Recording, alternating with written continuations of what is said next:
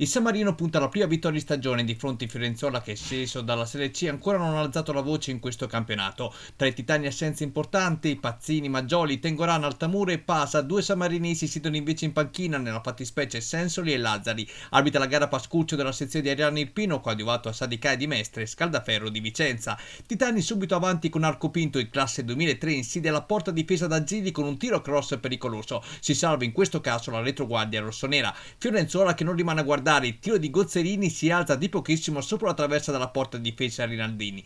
San Marino pericoloso verso la mezz'ora quando la discesa di De Angelis porta un traversone per i piattoni di Lauro, pallone alto, occasionissima per la squadra di Casone. Sul finire di tempo l'occasione più limpida dall'angolo Biguzzi fa da sponda per la testa di Iumolino, Gilli si rifugia in corner, ancora una volta San Marino vicino al gol. Dal conseguente angolo i titani recriminano per un rigore, l'arbitro fa segno di proseguire. San Marino che andrebbe anche in gol, ma Giometti, entrato al posto dell'infortunato De Angelis, commette una carica su Gilli in uscita. L'arbitro decreta così subito il fallo a favore degli ospiti. Il Fiorenzuola si rivede solo nell'extra time, Semente inventa, Gozzerina domestica la sfera aspettando l'inserimento di Trigali che a botta sicura mette il pallone clamorosamente al lato. Con questa chance si chiude la prima frazione di gioco. Nella ripresa il Fiorenzuola si vede da punizioni trovate, pallone allontanato momentaneamente sul piede caldo di Mosola che spara alto. Dall'altra parte il San Marino invece va in rete, dall'angolo battuto da D'Agostino Muro vede respinto il suo tentativo, pallone che carambola sul piede caldo di Aruna che indovina l'angolo vincente alla destra di Gilli. Questa volta il portiere non può nulla e Aruna festeggia con tutta la panchina un gol che sa di liberazione dopo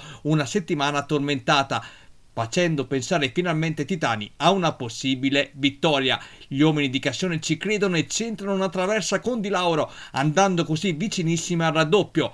Il Fiorenzuola si vede con questo tiro dalla distanza di Nicolai, brividi per Rinaldini, mentre Di Lauro sul versante opposto vede strozzato il suo tentativo da Nagy, comoda presa in questo caso per Gilli. L'occasionissima per pareggiare il Fiorenzuola la crea al 90°, l'assist di 7 manda al tiro Boe che si divora così il possibile pareggio, primo piano anche per il giocatore in maglia rossonera. Nel recupero tentativo anche ad opera di Laucello, altro neoentrato, fuori misura. Il San Marino può così festeggiare la prima vittoria di stagione e stappare finalmente quello champagne tanto atteso.